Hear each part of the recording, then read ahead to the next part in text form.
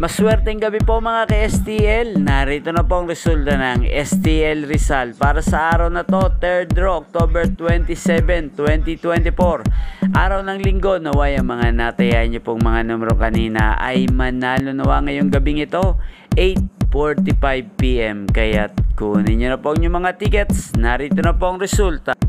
Para po sa STL Rizal, 3rd draw result, 8:45 PM. Ang mga numerong nanalo, 34 at 3 in exact order. Sa lahat po ng tumaya kanina para sa 3rd draw ng 34 at 3, congrats po sa inyo. Panalo po kayo.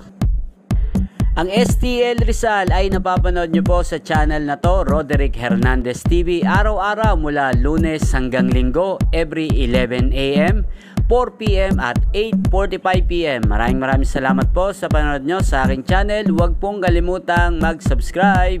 Thank you for watching.